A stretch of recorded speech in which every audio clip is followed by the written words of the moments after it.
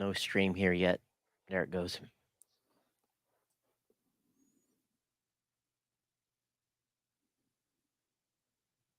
I'm good.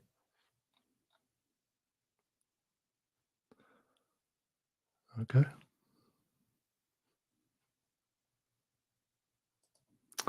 All right. Well, back with the New Media Show.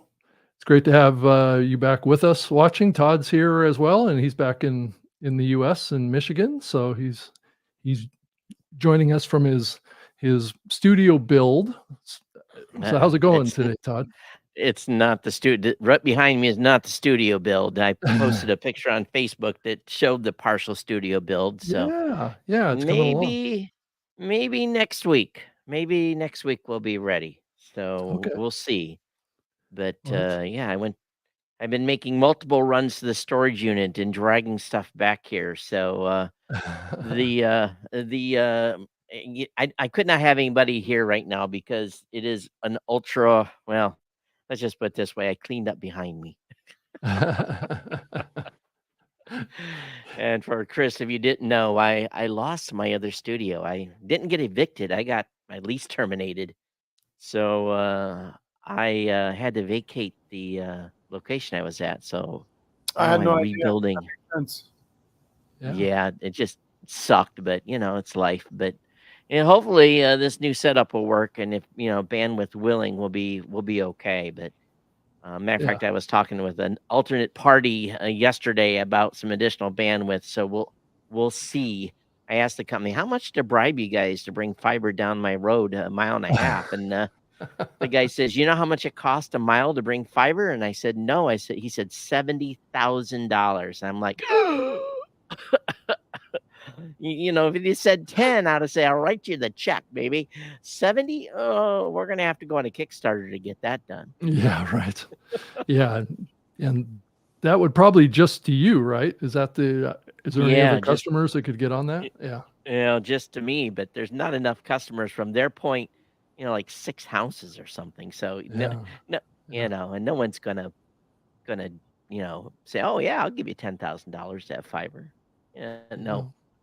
That's true. But anyway, here we are. So we're lucky to have Chris Kremitzos with us, the founder of Podfest Expo that goes on every year down in Orlando. And Chris, thanks for joining us. I appreciate it. Oh, thanks for having me. Last time I saw Todd, we were hanging out in the Philippines in Manila, so that was awesome.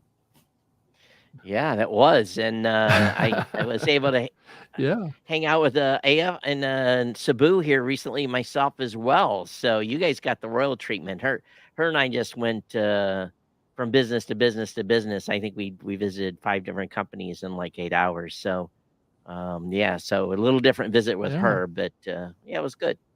Well, thanks to both of you because your support really helped us get Podfest Asia off the ground. It was a shoestring, but we did it, and it was awesome. Yeah, and it's a little bit of a sign of the direction that you're going too. And it was a nice event and definitely some different perspectives, I guess. And it's always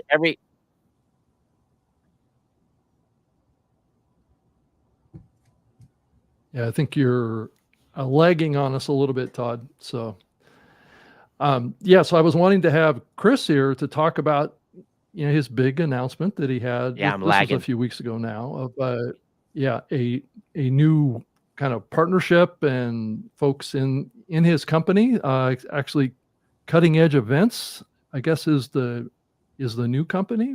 Well, Cutting Edge. Is it a new company or? No. Cutting Edge Events is the holding company for Podfest. And got it. And the different things that Podfest does. And we added 2 managing directors, so 2 investors that are going to be working in the company to help us expand. Nick Pavlidis, who's he's been podcasting for quite some time. He started with 5 Minutes with Dad. He's also owns part of Morgan James Publishing Group. And then Dr. Glenn Vo, who is a big influencer in the medical space. So that's going to allow me to do one thing, which is focus on building community, going out to different places. We just announced that we're going to Bogota, Colombia, at the end of in early September. So we're looking at really growing the international, not only the U.S., North America, but really growing tentacles into other parts of the world. Yeah, that's awesome. So are you Yeah, actually so going to have let's an event in Colombia? Is that the plan? Yeah, I'll be sending out some information shortly. So that one's going to be a little bit different than Podfest Asia, which was a Podfest specific event. This is Podfest is going to a festival that's being held with creators in Colombia, in Bogota, and I have a translator. Neil Gilarte is coming down with me from Wild Style Media. And then we're also going to invite them to Podfest. So think of that almost like a foreign exchange program. Like, hey, you guys come. So they're going to have a room at Podfest. We're going to have a space at their event. Isa is the head of that conference that we're part of. She's really big in the voiceover space. So we're excited. Podfest is all about the independence and helping the creators, but also now we're finding this really big source of editors that also we want to bring to the fold. So you can see a lot of stuff that we're going to do for the technicians behind the scenes. We've always been very supportive, but we're going to be doing a lot more moving forward. So I also saw that you guys made a change to the hotel venue as well as the dates of the event. So yeah, I have it up on the screen so everybody can So see yeah, the new dates. I could tell you guys a great story, but basically we had a hotel confirmed. They knew they were going to close down, but they didn't tell us that. A month later, they shut the hotel down. I can't say much more other than we have lawyers right now dealing with that. Luckily for us and our relationships, we got a better hotel. They felt bad for us. They really found something for us. So we found a home, and it's at the Renaissance, which is an amazing property. They gave us a really great deal for our community. But yeah, the hotel literally, I don't even know if it exists anymore. Wow. Yeah. So sorry, I want to be very clear. The one we were going to have it at, we have a great hotel now for next year. Everything worked out, but you could imagine it's stressful enough with these kind of businesses. Having your hotel just shut down on you just adds a whole different element of stress. Well, and also if you have to change the dates too. It's a big cost too if you think about it. All the materials, all the things. So there's all kinds of stuff that goes into it. Luckily, we're working on it, and we have really great members in our community that are helping take on that case. Mm-hmm. Yeah, that's great. Go ahead, Todd. There must be some serious lag going on here because we're stepping all over each other, so I apologize. So that lose a venue like that. I guess maybe you can't even say, but they still have your money, or like I said, there's attorneys involved now. Unfortunately, a lot of these bigger companies, when they see smaller events, they'll say, "Hey, go get representation. If we're good." They try and say it's force majeure. I don't want to get in the weeds. That basically means it's an act of God, which it was not. So, anyways, we got a really strong case, and we're going to be fine. But in the moment, this all happened, Todd, while I was heading out to Asia, by the way. Like, while I'm flying out to Asia, this is what I'm dealing with on top of trying to get my flights there. So it was great. So it all got settled. That's why I was so happy when I got to Asia, even though I hadn't slept for 2 days. And then all these amazing people were there. And Todd could attest, they were so grateful. And that's what I really loved about Podfest Asia in Manila. Thanks to Ron, who was amazing, that helped us with Pod Machine. Aya, who's amazing, who has Architect My Business. We had some really great local leaders that helped us put it on. But for those that don't know, I almost didn't make it because of just flights getting delayed all the way through. And then the language barrier in Japan, I didn't understand exactly what I was being told. But I wound up getting on the right plane, and I got there with an hour to spare. So it was so much fun. Yeah, when you come dragging your suitcase in, I'm like, oh, yeah, you had just got off the flight. But, that's one thing. You hadn't slept in a couple of days, and you did real well. You weren't too punchy. I could see you near the end of the day. Yeah, I loved it, Todd. It was so good. And seeing you, like, there was a bunch of us, from the U.S. Once we saw each other, we were making sure that everybody in the Philippines was welcome. And then they would, people come up to Todd, say, "Can I get a selfie?"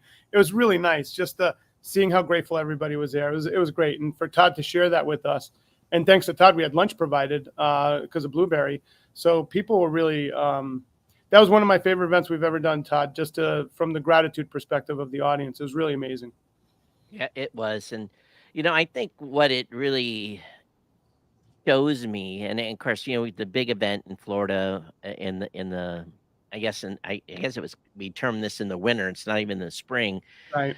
I just kind of it sets a different perspective for me, because I'm sure some of the folks that were in Manila may come to Florida, and I think it just this will be a good extension. We'll see if you guys are able to do this next year, but I think that just the just the seeing what's going on in the international market. I talked to Rob about this quite a bit when I got back. I didn't know what to expect from the panels. I just really kind of sat back and listened.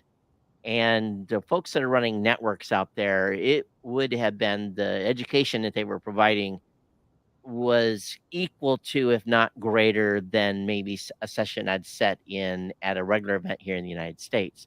So the level of content, the level of information being shared was really right there at level 10.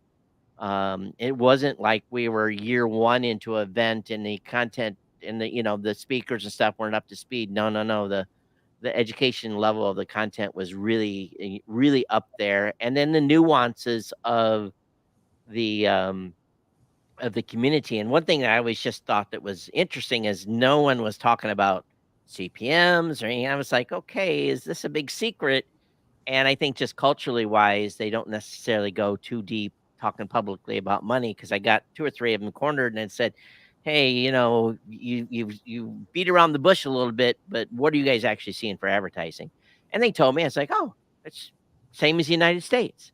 Awesome." And to me, that kind of solidified the whole conversations that they were sharing with the folks that were there. Now, obviously, there was a lot of EAs, a lot of creators, a lot of not a lot as many creators, a lot of editors. So hopefully round 2 of that event will have more of the actual creators come as well. I was shocked at how many amazing editors that we had, and what really cued me in, because I know I'm putting on the event, but kind of like Todd, I was discovering the same thing he's saying we were discovering in real time. And that's why you have to do these events, because that's how you discover this stuff.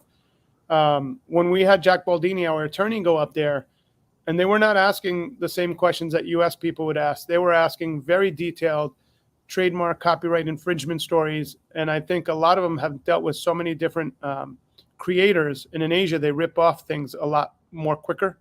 Like things get ripped off left and right, I guess. So it was very eye-opening to how astute they were in that field. Whereas like in the US, someone will ask a question, what is a copyright? What is a trademark? That's not what they were asking. They're asking, what happens if I'm working on something and this guy stole it, but I'm the editor and now they want to sue me?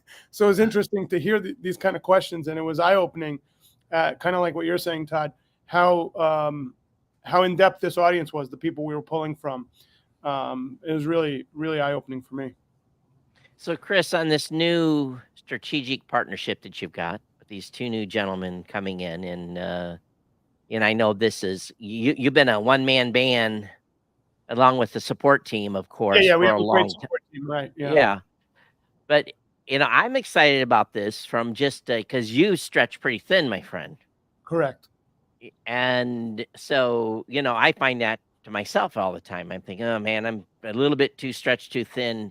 So it's good to see you've got these other folks coming in and helping you out. And, how's that changing? And what's it been so far for the business and for the event? How do you feel today? Here we're August and we're 4 or 5 months away, whatever the date is. Rob, maybe you can put that back up there. But how are you feeling today as from an organization standpoint as compared to where you would be normally without this extra help? I probably feel overwhelmed. I don't feel overwhelmed. I actually, you'll appreciate this, I feel like I'm not doing enough. And that's the whole point, if that makes sense. So, because I'm used to doing a lot of the things, now I have teammates that could hand off different things. So we have already had record sales this far out, people purchasing tickets way in advance than we normally would have. And Nick Pavlidis is part of Podfest. So we had other people that were interested, but they just weren't part of the community. And you guys know this community is very special, and I've kept it that way. So finding a cultural fit was priority number 1. So Nick Pavlidis has been a great partner to work with. So has Dr. Glenvo. They also have a lot of connections on there, and that they're going to be bringing in, just different sponsors, different access points that they have that'll help the conference grow. But one thing that they have told me, and I've told them, they go, the community comes first, and that's the key to Podfest. That's what makes it so special. So that's where we're focused. And I mean, I start the pod tour next week. I'll be in Georgia for the pod tour. And then I'll be at Creator Fest, which is not our event, some other event, but we'll have a booth there. And then we'll be going to at least 20 to 25 cities on the low side across North America, making sure that we reach podcasters where they're at and just keep growing Podfest. Do you see a lot of the changes, Chris, being really on your outreach, marketing, local events, just trying to drive more attendance to your events, and also on the international side? Or is it more diving into what actually goes on at the events, or is it just a combination of both? So if, a happy number for us for Podfest would be for Podfest US, somewhere around 3,000 attendees overall would be great. And then focusing internationally, and that's kind of where my focus. I'll be doing a lot of the US, but that extra time, kind of what Todd just said, that frees me up. Mm-hmm. Building those relationships, just trying to figure out where we're going to be in Asia, because I could just tell you my gut feeling, and part of this is gut and also numbers, is we could attract about 500 people next year in Asia. Well, that takes some research and work to figure out where we want to be at while the operations are running. So we're excited about the expansion inside the U.S. as much as outside, but we think we could tie this in. So one of the great case studies is a bunch of people did hire people out of Asia to work with them side by side at a premium, but the U.S. podcasters obviously still get a good deal, but they're also paying a little extra because they want people that are well versed in our community. So I know we have one YouTuber that hired a full-time person to work for themselves out of Podfest Asia. I know a few other relationships got made. So we want to keep creating those extensions of people working together cross-culturally. We are in a global world anyway, so Podfest is getting internationalized, and it's going to happen very fast. Do you see a lot of growth potential for the event outside of the U.S. too? I mean, are you thinking about Europe, or are you thinking primarily about Asia right now? We like Latin America and Southeast Asia, if I were to be honest with you, for our growth. For a couple reasons. Europe is slightly mature, but we also like the scrappy independence. So that's kind of our MO. Mm-hmm. And we find that like Colombia, Philippines, Indonesia, possibly maybe down the road we do Singapore, but like those are areas that we think lend really well to our brand.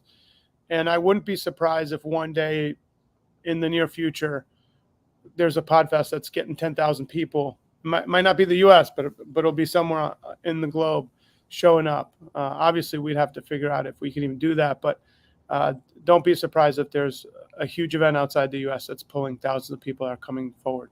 Our community is special. I mean, Todd was there. I mean, people loved hanging out with them. They loved hanging out with us.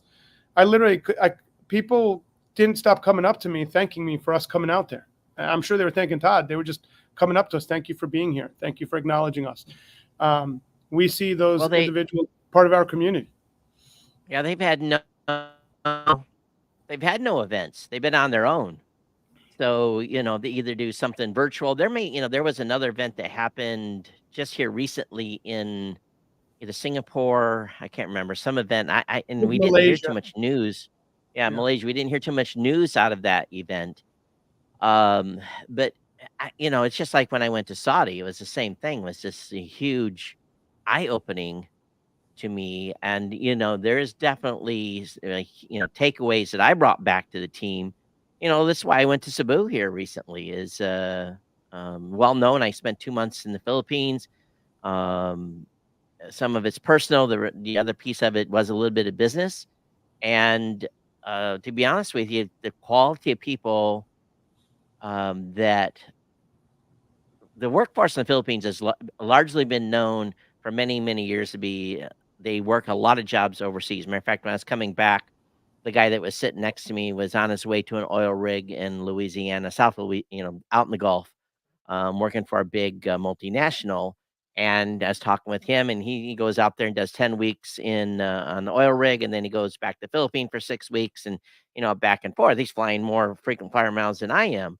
So it just shows you the level of workers that are basically almost going everywhere in the world. But at the same time, there's this burgeoning industry, largely started by call centers. But now you look at like Aya, she has 57 highly educated top engineers in the country doing engineering work, outsourcing for companies here in the United States. She's a facilitator of it. And I went to another business, and I believe it's called a BPO, and there was 600 people that were doing everything from bank finance to, I mean, the full Monty of skills. So what the advantage really is, at least in the Philippines, is everyone speaks English. So that gives, less misunderstandings and that kind of stuff. So I can see why we had so many editors. And I actually visited a couple of businesses where podcast editing companies where all the gentlemen do, or ladies and gentlemen do in that company all day long is edit podcast. And I was pretty blown away. That was just external of the event from Podfest. So it just made me realize there was opportunities there to hire some really, really good people. We also had the senator, remember? Pia Cayetano stopped by. Yeah. So one of Aya's best friends is like the top senator in the Philippines. Like when we say top, they wanted her to run for president and she declined. So she came by to hang out, and Aya just told me I think she started a podcast because she was so inspired by all the podcasters there. They also, Todd, I don't know if you picked this up, but they love audio dramas in the Philippines, and I did ask Yep. why. When they were kids, they would have audio dramas. You know, if you think about what people could afford, if they couldn't afford a TV, they had a radio, and the radio would play audio dramas, and they would paint the pictures. So they have a deep love for audio in that country. So I had no idea. These different things you discover. We brought Wally Green, who's a former pro ping pong player, and we knew that would be a hit because we did our research. Asians love any kind of like ping pong or table sports, and I think Pia, the senator, actually has a private indoor tennis, paddle tennis. It's a new thing now, and she stole him for a couple hours and had him play at her place. So it's these things don't happen unless you're in house for it to happen. So it was just a lot of fun. It was hot, just like Florida, I would say, but nothing out of the norm for me out here. We just got whacked with the tropical storm last week, so half my yard is still underwater. One thing it kind of surprised me too, and I haven't told this story yet. I visited a newspaper, Sunstar. I went out and seen Sunstar's operations in Cebu, and they basically have seen the handwriting on the wall. Now, here in the United States, we know that physical newspapers, people are not buying USA Today or the New York Times in paper format. That's just a declining, completely declining market. While at the same time, the digital piece is, obviously ramping up and everyone's going to these traditional websites online. But, they're basically saying, how do I survive this changing market? And they've essentially used all their editors, all their writers, all their people that do visual media, and they basically become a media company. And so they still doing the business of newspapers while that still continues, but at the same time, they have this new pivot on a digital marketing. I thought it was brilliant. You've got all these qualified writers, you got all these people. This is what they do. They've done media for, their lifetime. And now we're just going to switch to do digital, and you're going to be like a regular agency. And I thought it was an incredible pivot for them. So I think, wow, how come some companies or these media companies in the United States haven't made that pivot? I think they recognized it and really saw the handwriting on the wall and decided, okay, things are changing. We need to change. If we don't change, we're going to be extinct. And so for me, I thought it was a brilliant pivot. And of course, they're serving local businesses and companies there in the Philippines overall. But I come back to myself and said, why isn't newspapers that are dying here not doing that? And there's some writers and all the creators. So what are all those creators doing now? They're doing podcasts and YouTube channels and stuff like that. Which I found to be amazing. Yeah, so I wanted to ask, kind of, do you see, Chris, by doing these events outside of the US and Asia and other places, that it could bring more of a potential base of attendees for your Florida conference? Because that will probably still be your primary event. But doing this outreach all around the world, is that going to help grow your Orlando event every year? Almost certainly, for sure. It's going to grow Orlando, and we're really growing a very solid foundation. Mm-hmm. We had the one thing that surprised me, because I don't, that was my first time in Southeast Asia. Todd's probably more expert because he's traveled a lot. We had people from Vietnam. We had people from Singapore.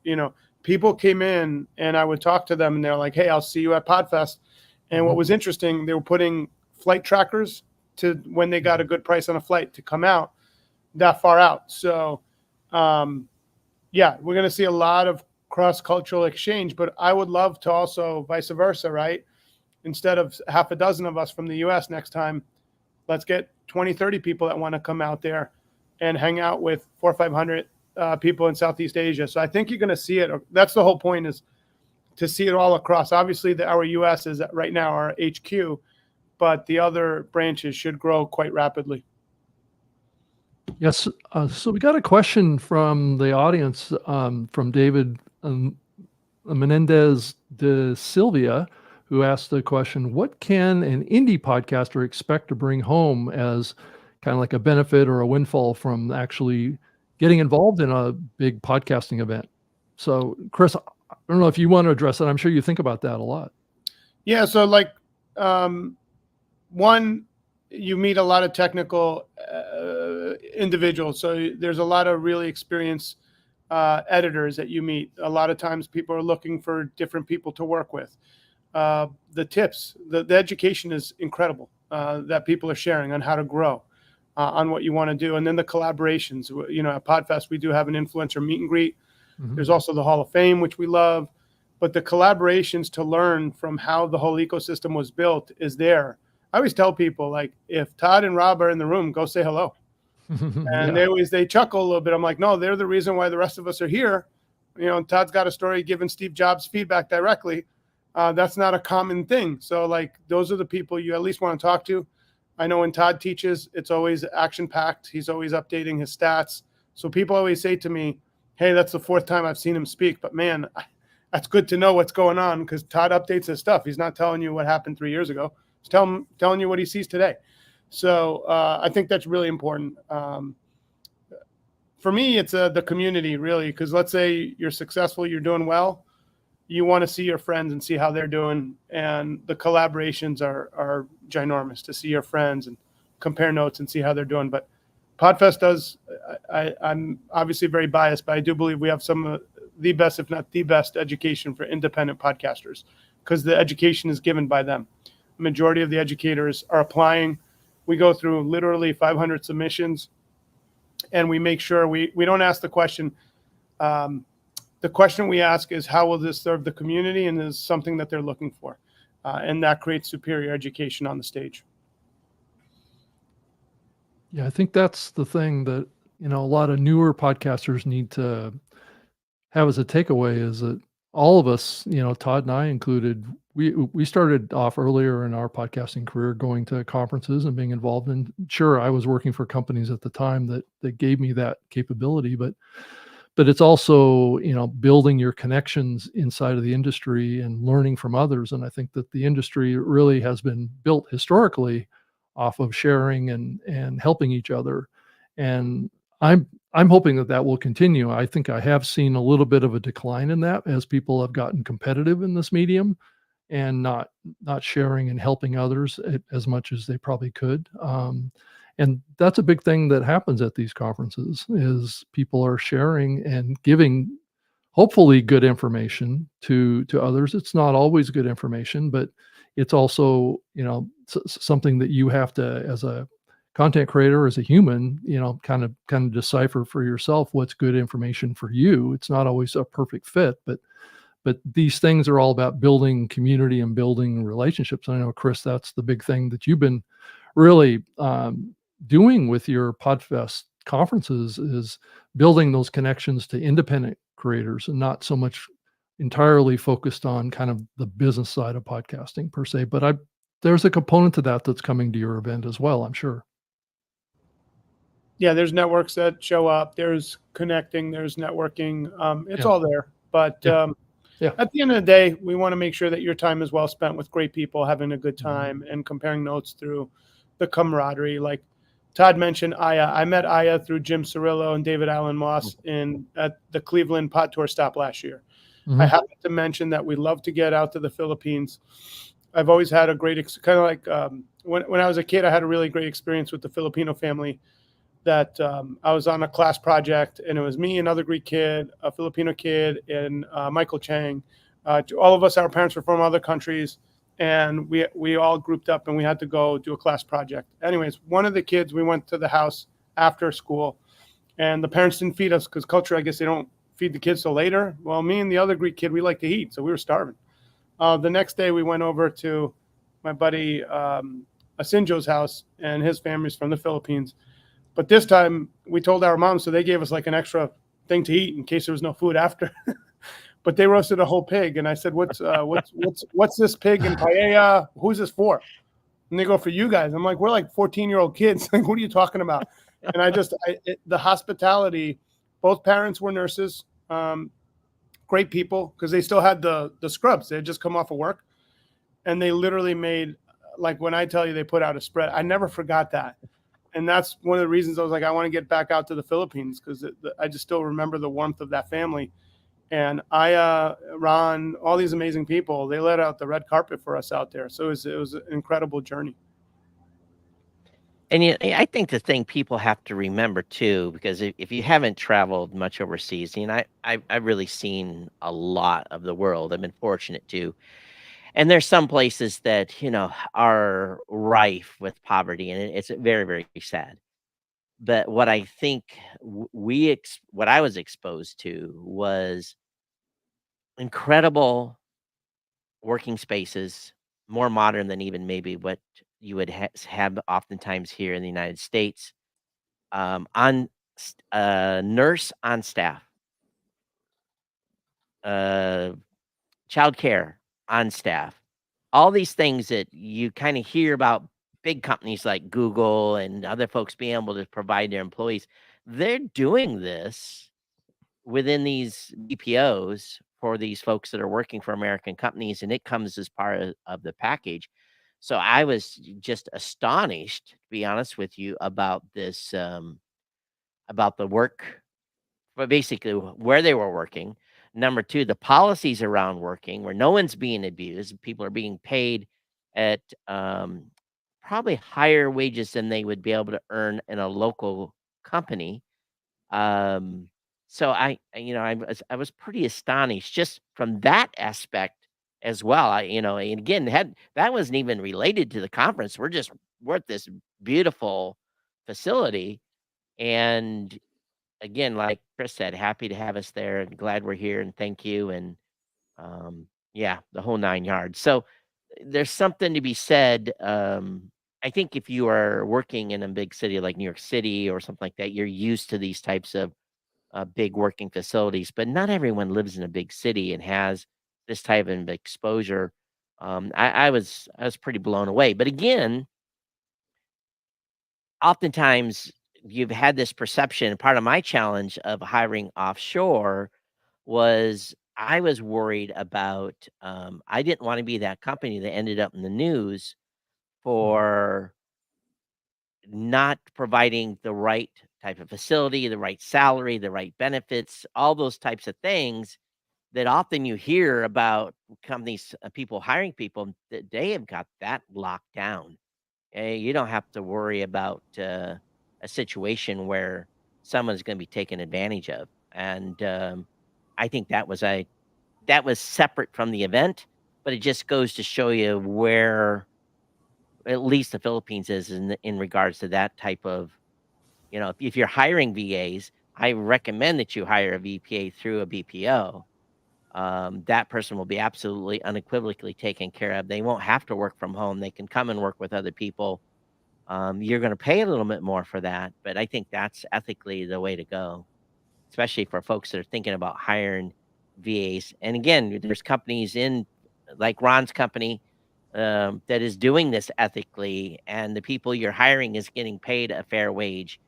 And to me, that's more important than, it's important to take care of the people. So that's why had hesitated in going offshore. I just didn't want to have I guess the better word is an ucky feeling. Is that the right word to say? And I wanted Todd, to you make saw sure some of people those buildings are world class. I mean, they're world LEED class. certified. For people who don't know that, like energy efficient at the highest level. Yeah. And the owners though of the buildings, the weird part of it is they're like 33 years old. Like you'll meet people in the US, usually it's like you have to work your way up. They're growing so fast. It could be a 33-year-old that owns a skyscraper. It's the craziest thing when you see it. And they're just so grateful that you're there. They're welcoming you, and they always got ping pong tables on the top for what Todd's saying, for break rooms. That's They have awesome. like a whole thing for people to take breaks. Because I said when we brought Wally over there, and obviously Wally plays ping pong, they're all excited to challenge him, and they grouped up around him. And anytime someone got a point on Wally, they all started yelling. They were so excited. And I said to Haya, "Thank you for bringing in the ping pong table." She goes, "What are you talking about?" She goes, "This ping pong table is here all the time. That's what we do during breakout." Just a really cool thing to see the employees taken care of, better than some U.S. circumstances, honestly. Absolutely. From what I saw personally. Sure. And in the audit, the one company I was talking to in Cebu, ongoing education is just default.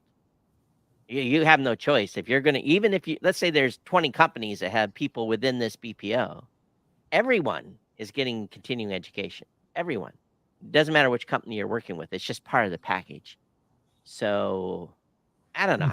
I'm kind of like Chris. I was pretty much blown away, and it changed my perspective quite a bit. And we will at Blueberry be hiring some people out of the Philippines, for sure. And BPO stands for Business Process Outsourcing.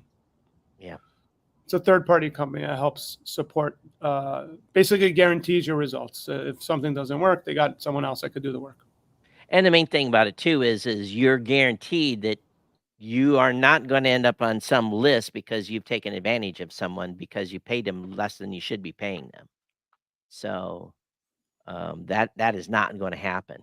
And a lot of the employees that are in those have been with companies for many, many years.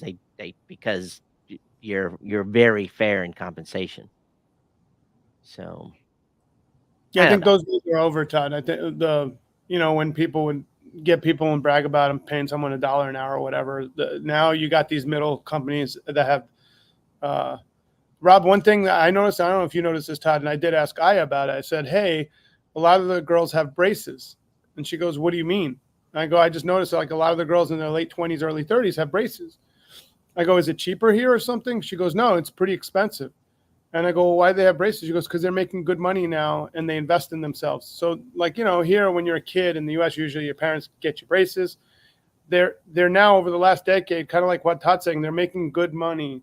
So now they will put it aside to get braces and things like that. Because you notice it when you see all the young girls at a certain age have braces on. And it's because they're doing well and they're investing back in themselves. So I thought that was pretty cool to see. Now, wages for local companies that hired, like in grocery stores and other businesses, I'll be frank, the pay rate's pretty atrocious. It is not. It is not what it's not equitable. So, but it's what the market demands, and where folks are coming in, they've spent money on education. You have people with bachelor's degrees that are working at McDonald's. That gives you an idea how it changes. You're not going to be a teenager going into McDonald's in the Philippines and getting a job. And I don't know what McDonald's pays in the Philippines, but I know the BPOs are paying a hell of a lot more, and the quality people you're getting educated, you're you're getting bachelor's degrees, master's degrees, PhDs, depending on what you want in your job spec. Those folks are available, just like here in the United States. Don't get me wrong, We've been big proponents of hiring in the United States. But I guess for the podcasters listening, if you're hiring a VA, please, please, please be cognizant of what you're paying them. So what does that mean, Todd, to be cognizant? Is it to pay them more? Is that what you're trying to say? Or I'm just curious. If you're paying a VA, and a lot of the VAs are working for more than one people. If Mhm. you've got someone for 40 hours a month, you should be paying them a month's living wage. That is, Mhm. not as Chris said, at this minuscule rate. And I don't really want to quote the pricing, but um, you should not be. Let's put it this way: if you've got a VA for $300 a month, and you're using them on a partial basis, let's say you're only using them for 10 hours a week, and they can have 3 other clients, well, maybe that's fair for 300 a month. But if you're using that person for 20 hours, and you're paying $300 a month, you are underpaying significantly. And people say, "Oh my God, Todd, that sounds low." Well, the average wage, like I said, people that are on the working in a local community, it's very, very low, and they don't make nowhere near that. So again, be cognizant of what you're paying your VAs outside of the United States. Yeah, if someone's making 500 a month, not I don't know about podcasting, like stick to what Todd said, but 500 a month is a good salary there. So if you can make 6,000 a year, that's good. If you're making anything like 750 or 1,000 a month, you're doing really well. And then I did ask Aya to take me to the like where the poorest of the poor there, because I wanted to see it. So to give you frame of reference for what Todd is saying, so we just told you what I would say the upper middle class are doing. When you go to the poorest people, they're buying drinks for I forgot what their denomination is, but like a Peso. penny. Yeah, a peso. So you could buy like a drink for a penny in the markets, like you see on TV when they go to poorest places, dogs roaming around, and then they can't afford to buy cigarettes by the pack, so they buy them by the stick. So I was asking, I said, why did he just pick up 3? He didn't get the whole pack. They can't afford it. So it's like a peso for a stick, a cigarette stick. So that's what you're talking about. So think about that. If they're buying a drink for a penny and 3 sticks for 3 cents or whatever, and that's a lot of money because they're at the bodega, so to speak, the corner bodega there. And so when you're doing 500 a month or more, you're doing really well because those people, what Todd is saying, they're taking care of their family too. They're not just using that money for themselves. The older generation might not have the education or speak English as well. So that money is like fueling the entire ecosystem. Yeah, I think, from like the cigarette by the stick is like 12 pesos. So that would be like 20 cents that they would pay by the stick if they're buying it like that. 58 pesos to the dollar is the exchange rate currently 57.5 right now, I think. But also at the same point, if you get someone that has a bachelor's degree and has experience, 600 is actually too low per month to pay. What do you think about You 1,000? I think if you have someone that has experience with a bachelor's degree, it's probably gonna be around $1,000. Now, if you get Yeah. someone that has an MBA, you're probably talking 12 or $1,300 a month, with an MBA with experience. That is paying way beyond national average, whereas a doctor in the Philippines, believe it or not, may not make $2,000 to $3,000 a month. So that gives you some perspective. If they're a city doctor, if they're a country doctor, they might be making 1,200 a month. So it just kind of gives you the deltas. But um, this is why you have such enthusiasm for folks that are working for foreign companies and doing a fantastic job. It's life changing. Yeah, so let's change topics a little bit and kind of wrap up with Chris here a little bit and talk about what's coming up and how maybe our viewers here or listeners can get involved with Podfest right away. I know you've got the Pod Tour coming up here, Chris. So, yeah, if you're Atlanta, I know Dave Jackson's flying in from Ohio to be a part of Atlanta next week. So feel free to come out August 14th. I'll be at Creator Fest after. That's a private event, but in case anyone wants, let us know. We got some codes there. Bogota right around the corner, early September. And then we'll be posting Eventbrite links within about a week. Most of these events are free. You could just register on podfestexpo.com, hit Pod Tour, and join us in the different cities that we'll be at. And then if you'd like to get our newsletter, which we release once a week, we just released one this issue, podfestmessenger.com. Larry Roberts is our editor. He does a great job putting everything together. Feel free to subscribe to that. But hopefully we'll see many of your viewers and listeners over at Podfest. It'll be our 11th year in person. The way the luck worked out, we never missed an in-person year. So it'll be 11th consecutive year at Podfest. Yeah, so you've got a lot of events coming up that people around the country can.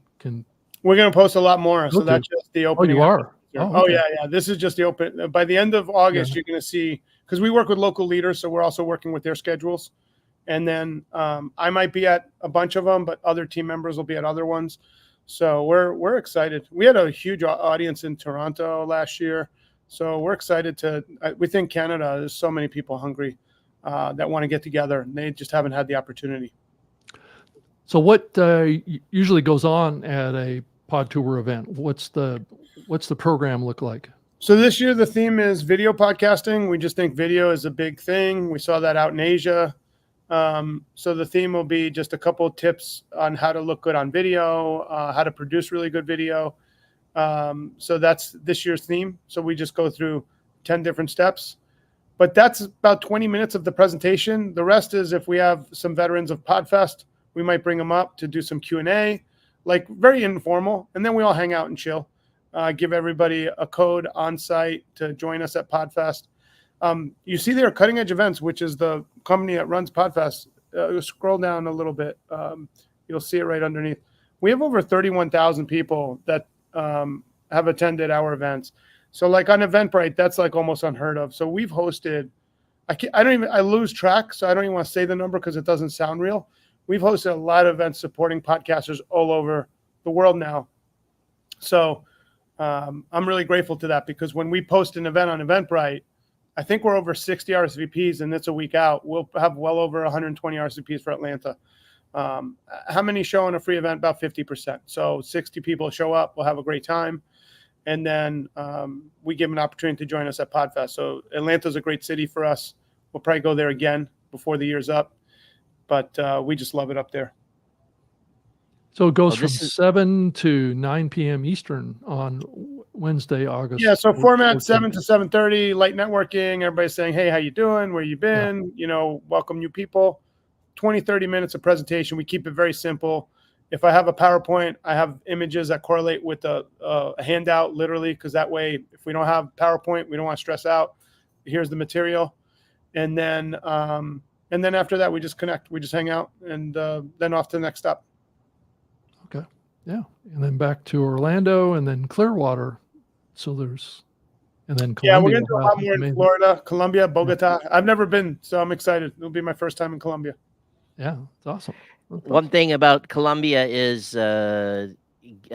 brush up on your Spanish, because there's not as many English-speaking people in Colombia as there is in other Latin America countries. So that's really heavy Spanish. So,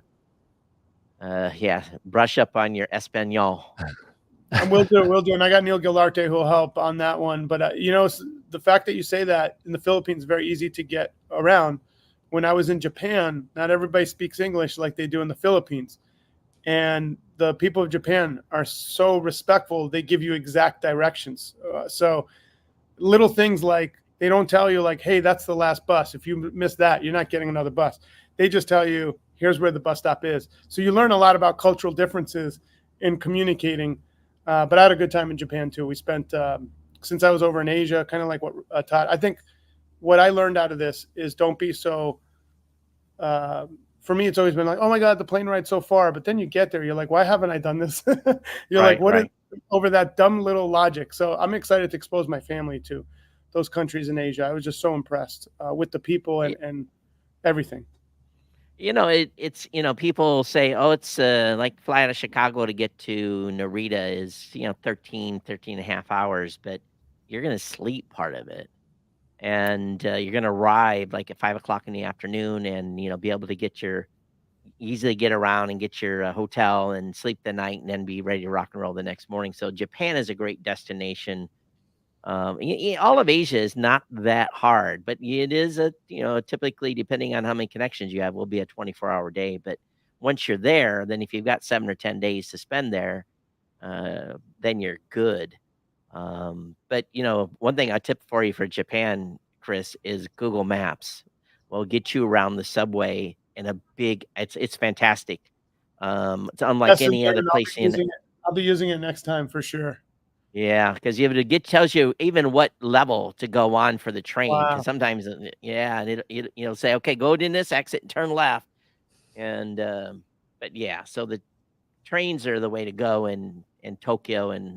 But anyway, it's you know, most countries have better train situations than the United States. You know, I'm riding Amtrak and it's like, you know, my chair is dirty. You know, so I'm like, you're not going to find that in a. Oh, Japan was the trucks. You could see your reflection in the trucks. I've never seen that before. Like trucks that work trucks, like oil tankers. You could see it was behind, you know, it would be in front of us, and I could see my reflection. And you know they use it every day, and yet they clean it meticulously. So it was incredible. Yeah. It just, I don't know. I went to one of the Moss Brothers, which is like a fast food in Japan, and the lady looked at me and repeated my order back, looked at my eyes, asked if I agreed to the order. Then she pointed to the pictures. I mean, the level of detail, even at like a fast food place, was incredible. Well, you may have got that in Japan. You may not get that in the Philippines. No, that was in Japan. I want to be very clear. Philippines more, you can have a good time, but you're not going to get that.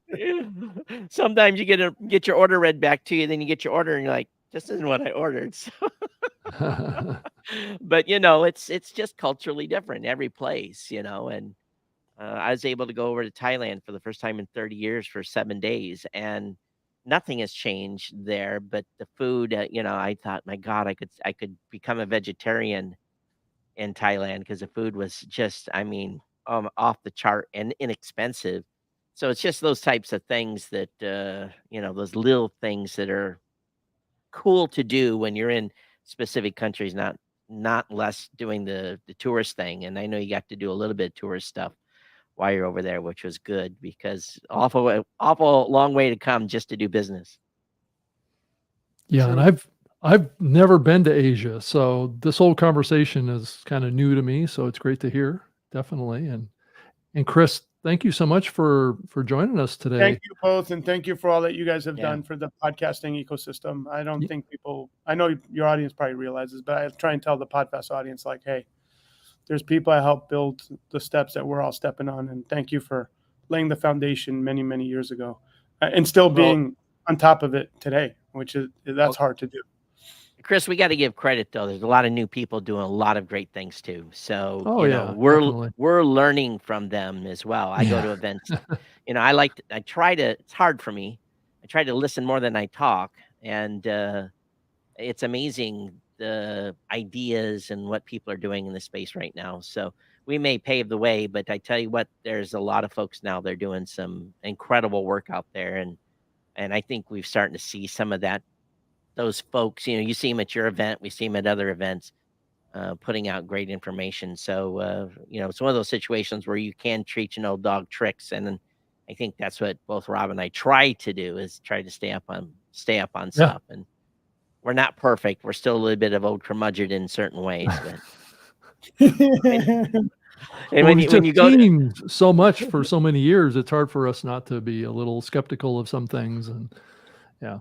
So. And when you do your video focus, remind folks that there is video podcast in Apple Podcast, even though they've made it a second-class citizen. Well, hopefully that'll change in the new year, maybe. So who knows, right? So, yeah. So if you have an interest in going to Podfest at a new hotel. I guess that new hotel, I get a sense, is literally a newer hotel. So it'll be probably it's world class. better experience. Right. Yeah, very nice. Thank you guys for having me on. I really appreciate it. Yeah, well, care, thank you, Chris. Chris. Bye, Yep. Rob. Bye. Bye. All right. So well, yeah, that was good. Kind of a little bit a different topic than normal. We do here a little bit of more inside baseball, I guess. I don't know. I switched to a different internet connection, so it seems to be doing better. it's more stable. 'Cause Are you not on Starlink? Yeah, I'm not on Starlink right now. I'm on my point-to-point right now, so it seems to be working better. So, a lesson learned there. I think I'll be using that here on out until it fails. Hey, by the way, there was an article in Pod News today talking about how Spotify is now trying to poach podcasters. Basically, they're advertising their services against us directly to podcasters on Spotify. So, and I'm we're doing fine, and because Spotify hasn't killed us yet. Right. Free isn't always everything. I just want to remind people, and I think it's really, really critical, that those of you that are listening that are podcasters, I think we need to remember what you give up, what you're giving up when your podcast is on Spotify and when you're hosting at Spotify. And I think it's really critical to remember that audience privacy is non-existent. You basically have sell out your audience. Your audience is being marketed to, and you, the podcaster, are earning zero. They're being remarketed to outside of Spotify. Remember that Spotify is paying almost nothing to music artists. The only reason they're paying them is they have to, and Spotify's not a friend of RSS. On top of that, they own Chartable, and they own the former Pod sites, which I think rolled into Megaphone, or maybe it's actually part of Spotify. They can take all your IP data from those two services and target your listeners again and again and again and again, and you get nothing. Now, if that doesn't matter to you, if any of those points don't matter, you don't care about your audience privacy, you don't care about your audience being resold to, then just remember this is what is happening. For years, people got tired of hearing it. They'd say, Todd, what are you doing with stats data? We don't do nothing with it. We don't resell it. I've had people try to buy it. I've had people try to buy insights. And we've had people offer very, very big checks for us Right. to give up information, probably into the tune of several $1 million over the life of the company that we have said no. So I think just remember that. And when you have this urge to save some money, which is, your choice, just remember that you are the product and your audience is the product. Well, and also I think, Todd, thinking about the broader industry too, if everybody shifts over and does what Spotify would like everybody to do, it's also potentially could be a cause of the other little piece of news that came out today, which is, I guess there's rumors of a fairly significant podcast hosting company has lost its CEO and has sold part of its business. So sometimes what triggers those kinds of things are when too many customers leave a platform and they're not viable anymore. And I think we've seen this happen many times over the years. So this isn't kind of a new thing, but I think in this climate right now, it's we may see it happen more, where there's some of the smaller hosting companies struggle because of efforts like what Spotify is doing to siphon off paying customers off of other platforms into a free platform that may not be good for the overall industry of podcasting. If I was a betting man and knowing the structure I have stock in Blueberry. We have stock. It's privately held stock. Mhm. Um, I have to give well, we have some rules around stock sales. So, it's not like I can just go and say, here's my stock. Just when you want to buy it. Mhm. It's not as simple as that. But some Yeah. people are holding a different kind of stock that they very well could sell. Mhm. If I was, I have a feeling I know who this is, um, and it's not going to bode well for them long term, based upon everything that's been going on. I will just, I'm going to hold judgment until if it's announced, if we see something come out. Um, Yeah, I don't know who it is either, but this type of scenario typically happens inside of a larger company, and he usually. said major. He used the word major. So who's a major Right. podcast host? Well, We're a who podcast host. I don't know if we would be considered a major. We're not in the top 3 or 4. right. So, am Well, I I a mean, major? I could envision this happening inside of, I'm just speculating right now, inside of like Amazon or inside of like an iHeart or somebody like that that wants Well, to look, kind of pass but the on, but the some. CE Okay. the CEO doesn't have stock. The heads of those at Amazon and stuff, that no way it's from them. It's gotta be one of the top regular 5 traditional companies from a structure standpoint. I know which CEOs have gotten stock. Um, Okay, it 'Cause doesn't say anything usually if you about stock. It doesn't say anything about stock yeah, I in think it the said something about stock. It said, no, it said sold part of its business to someone else. well, It doesn't say anything about stock. well, if you sell part of your business, that is stock usually. Well, it could be a technology or a platform that you're selling to No, someone he else. in Pod News, he said let me go find it. Well, I have it right in front of me. Yeah, they said Has lost its CEO and has sold part of its business to someone else. okay, so if you hold stock and you sell your stock, you have sold part of your business. Well, sure, sure, but it Yeah, doesn't say so stock specifically. So, yeah, yeah, okay. but As yeah, I mean, stock is usually associated with a whole company, not a part of a company. well, it depends on how much, I hold a percentage of Blueberry through my stock, and Okay, if you took it CEOs, to mean that, Todd, that means that they're selling a part of a bigger company, right? So to so me, I don't know. We'll find out if there's any truth to it. Yeah, we'll see. mhm. Um, Again, it's like the speculation journal at this point. Right, right. Yeah, I mean, it could be completely incorrect too. So, Yeah, what's could be. actually Yeah, happening because it here, could be right? just a rumor of nothing. Yeah, because actually this has happened in the past too. I think, James had something that came out a couple months ago that was about some company selling or something like that, that there was gonna be some big announcement that happened with that, and it never happened. So Well, so, I know yeah. some insider baseball on that, and I can't say anything So, there without was a sale of something that didn't get I announced? I no. Okay, so so how was that different? Well, let's just put it this way. There's always people that sending me emails saying, "Hey, we'd love to talk about buying your company." Oh, And, let's say you go into a due diligence round and then you get close to a term sheet and then you get the term sheet and it's not so great terms and you say pack yeah, sand. yeah, exactly. So Didn't happen. Right. I've shredded a few term sheets in the past.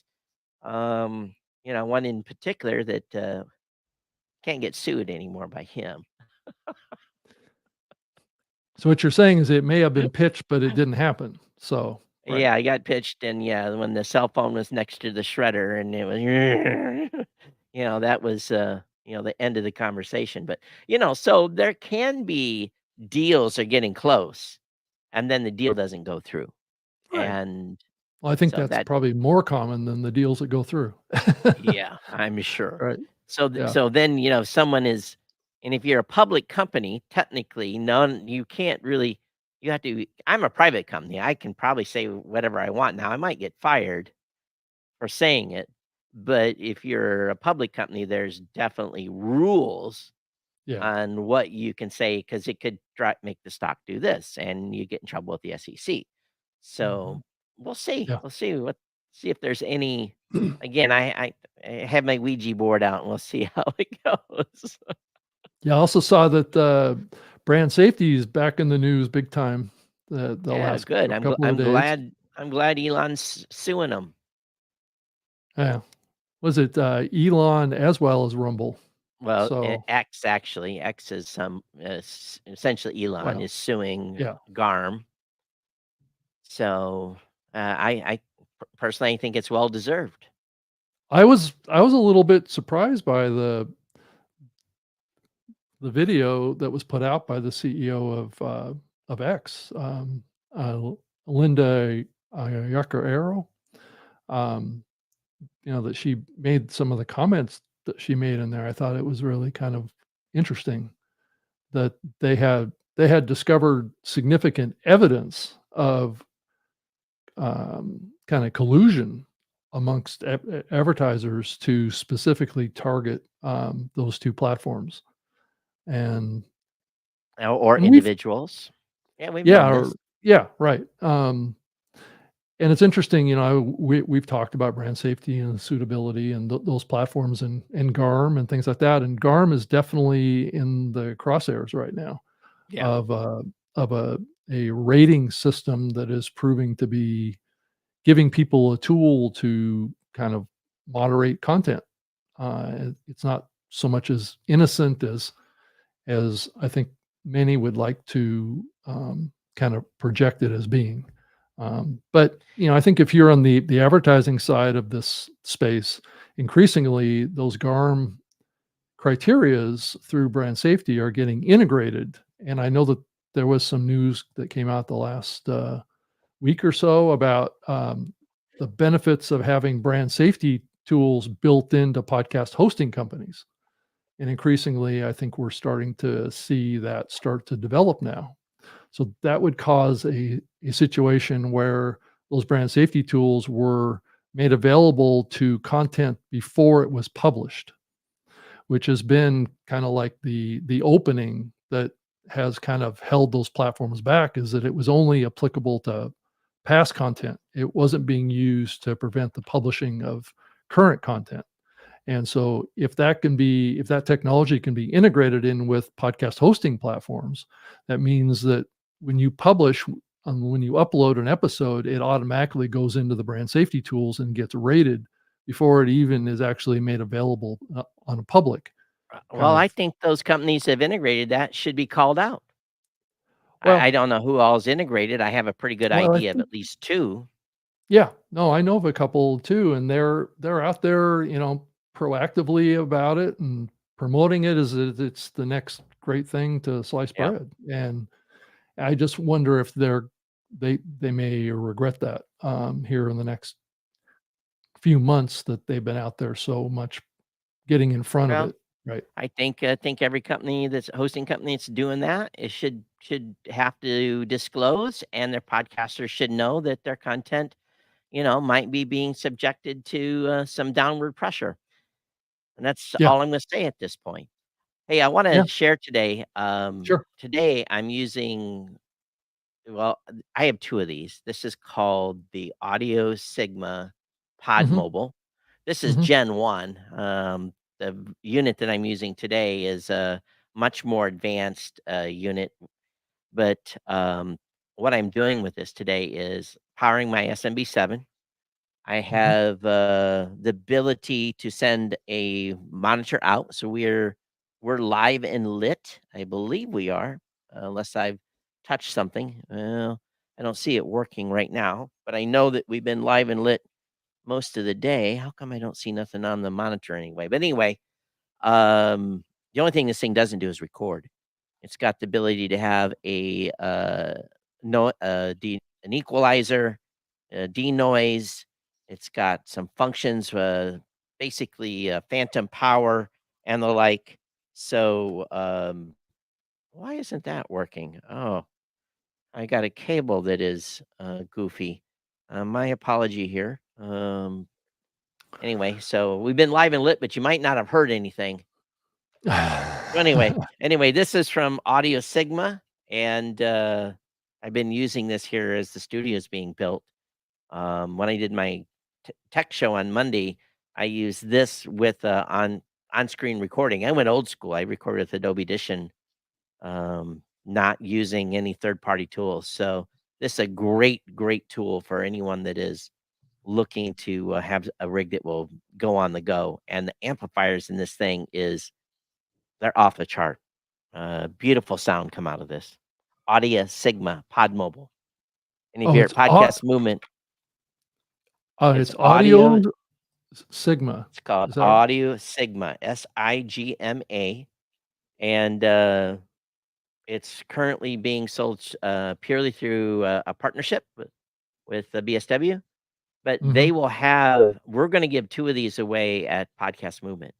So if you're going to Podcast Movement, we'll have 2 of these Pod Mobiles to utilize. Again, very small, comes in a nice carrying case. Matter of fact, I didn't have a carrying case for my original, and I saw the carrying case that he delivered the new one on, and I went on Amazon and tracked it down and ordered another a second case, so that I have both these now in a hard case when I need to travel and so forth. But it's a great if you're doing a solo show, and this integrates with we're using StreamYard right now, so it's seen, by your computer as a DSP.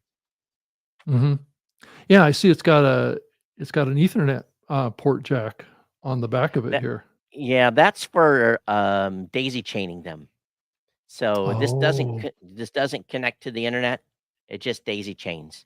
So if you want it comes with a USB-C, as you see in the bottom yeah. right Yeah, of right here. that connects Yep. to your computer, and then the mini jack on the bottom left, one is an aux in, one is a audio out, and then headphones at the top. Mhm. On the back side of this are selectors too for denoising. I don't know if they show it, the back side of it or not. Yeah, I don't know, I can't see it if it does. Yeah, but on the back there is selections again for equalizer, and it's a preset levels. You can set 4 different level or 3 different levels, denoiser as well. You have a mix feature here where you can basically left right people. Um, Mhm. Yeah. so it's a great unit. I love the work that the originator. When I first saw this a couple of years ago, I bought one on the spot right out of his bag, and I got the second one here just a week or so ago. And but anyway, if you're looking for a real nice portable kit, this is it. Do these, have a good kind of gain boost in it for an They SM7B? The amplifier in this is off the chart. Nothing there's no that I know of at this price range. Uh, this is what you see. There's no lift booster on my SMB7. This is purely, and I only got the gain cramped maybe a quarter. Mhm. Um, so yeah, it'll handle an SMB7, no problem whatsoever. Okay, so But here is the this is actual domain name if you wanna go yeah, read more yeah. about it. But So stop by the Blueberry booth, and we're going to be giving a couple of these away. There are some criteria to win, but maybe we'll have it hooked up to a computer. You can try it. He's going to be at Podcast Movement, at I believe the BSW booth. He'll be there with these units. If you're going to Podcast Movement, you definitely want to go. Once you hear this thing, there's no shh in my ear, Rob. None, zero. There is so it'd have a no. very, very quiet preamp is what it sounds Oh, like. it's fantastic. I don't hear any background noise whatsoever. It's as What clean as anything I've ever, used. This is the sound out of this is cleaner than the, Rodecaster. uh, Yeah, so what's the okay, so the price is typically $359 $359, yep. And they for have a 2. single unit, yeah, for 2 basically it can handle 2 people. Or, again, like we're doing here, we're tied into StreamYard. So, Mhm. okay, so this will tell you something. This is an Adam Curry approved device. Adam tried building one of these on his own and Yeah. spent a lot of money and couldn't do it. This is the same, I turned It's a pretty Adam onto high-end this. unit. It's a pretty high-end unit, I Oh, have to say. it's a high-end unit, but Yeah, I'm gonna tell you, it's worth every 289 for just the single, uh, track input, right? worth every penny. And then 199, it looks like for another single, it's called the Mic Hero. Yeah, so you have to look up It the difference on these, and some of those are older models, I believe, 199, I think, but, yeah, um, that's what this one is here, is yeah. 199. But the new one's got all this DSP processing on it, makes it, completely it's the difference between the unit I've had for a couple of years and the unit that I just got, it's even though the unit before was fantastic, this takes it to a whole new level. It's 100% better than the first unit that came out, and I thought the first unit was pretty doggone good. So when it says it can accommodate up to 10 participants, does that mean if you get, like, 5 of these things, you can daisy chain them Yep. Yep, sure can. through the Ethernet port? Yep. Is that Yep. how you would do it? Okay. Yep. So you Yeah, could you have can as many as 10 people all on right. one channel or one, show, I guess, Yeah. If which you have doesn't that many guests at a happen. table, yeah. Yeah, And it doesn't happen if you're very gonna often. if you think Yeah, about a roadcaster, you can have 4 people, alright? So you right. think about the price of a roadcaster, but 4 is it. So if you're gonna Yeah. be doing some sort of roundtable thing where you have 6 or 7, there's not a lot of devices out there unless you hump a mixer to be able That's to true, but that mixer is gonna be pretty big. and it's Uh, gonna be big. These are just throw these in a suitcase, yeah. you Yeah, I know? mean, So just 2 of them would get you 4 people, which is right, right. uh, it's really is most, that you're ever really gonna need, I think. If like we go to CES, I could see having a 3rd one. But, the Yeah. only disadvantage of this is it doesn't have onboard recording. So you have to record third party. So either you record because I was running StreamYard and Adobe Edition here on my iMac, and it handled it just fine. Adobe Edition was recording, the iMac StreamYard was doing its thing too. So I really had a double backup because StreamYard recorded locally, and the device I use Edition. So maybe your MacBook would only be able to handle just doing StreamYard, but um, yeah, I'm pretty stoked about this product. I fully endorse it. Yeah, I don't get paid to say that. Yeah. Um, Well, it's not there's no endorsement deal going on this one, right? no, no, no. It's just my recommendation. I will say he did send me a free one, so he I say sent me this. Yeah. maybe there should So, be though, but so but yeah. what's interesting is when I introduced him to Adam. Adam gave him a whole bunch of feedback. I wish I had this, this, and this. And when he built the next gen, he basically, him and Adam, my understanding is they collaborated together. And that's why this now has a denoiser. That's why it has an equalizer.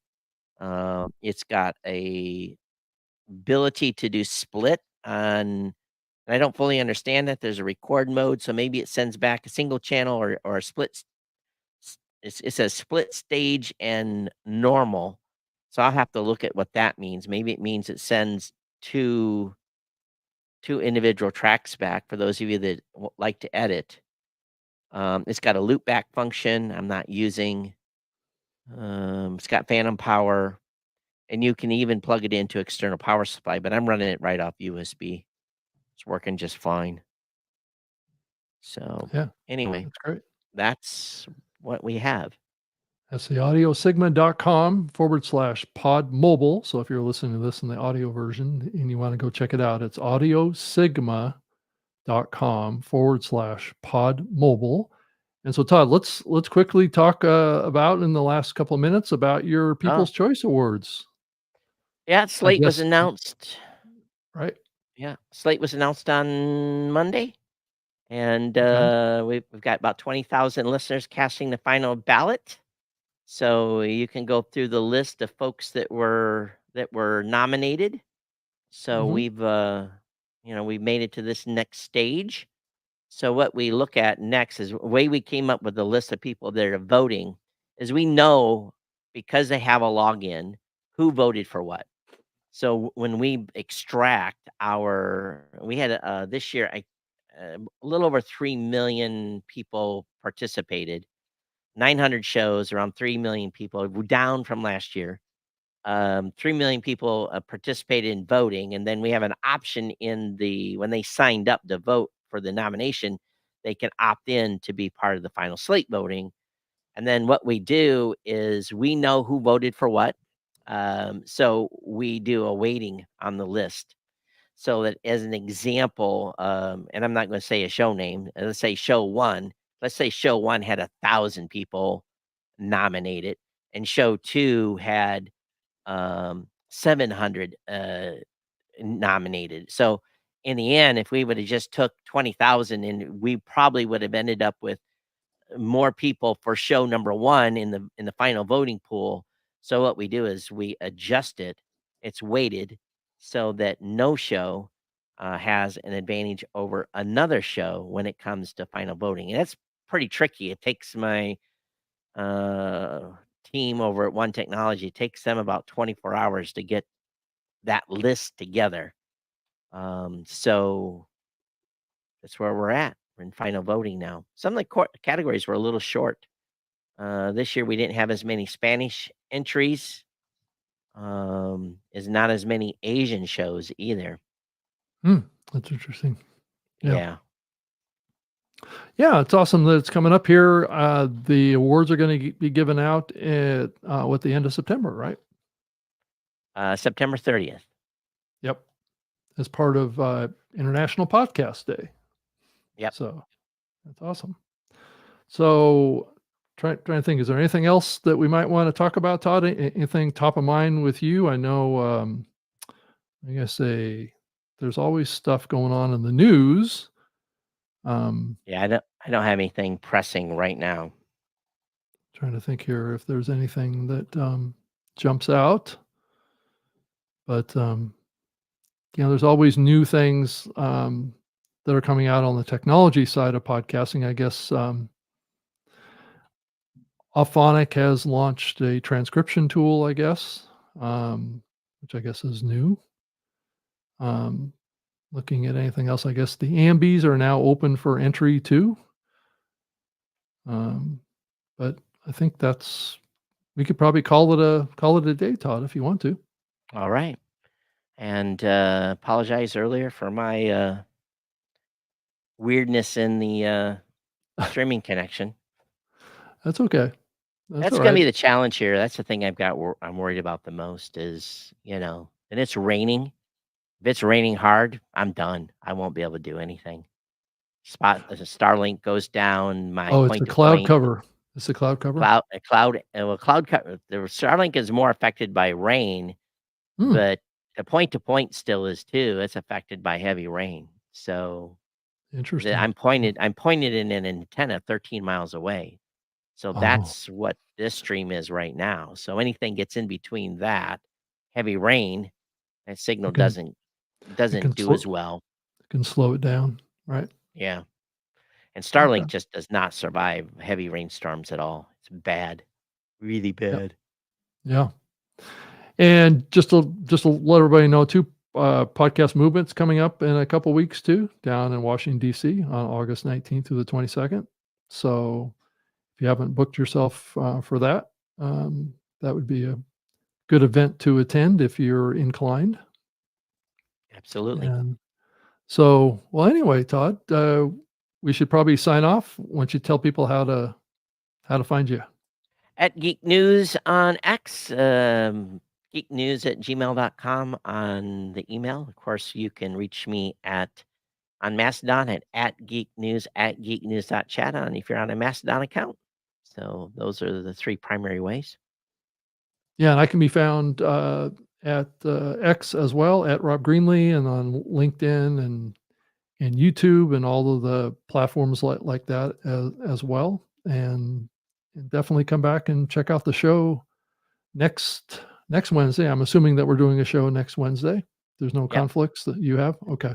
I don't have any conflicts.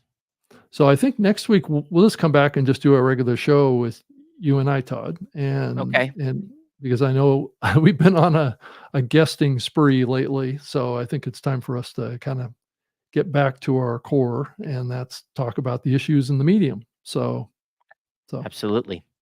yeah, sounds good to me. So, well, thank you everybody for being here for the show today. And this is our website, newmediashow.com. That's where we post all of the podcast episodes that you could keep up with and check out. And then obviously on all of the main podcast listening platforms, we have an audio and video feed, so you can consume this show in its video form if you would like on Apple Podcasts, like we keep saying, and then also on a couple of different YouTube channels too, off of my YouTube channel as well as Todd's.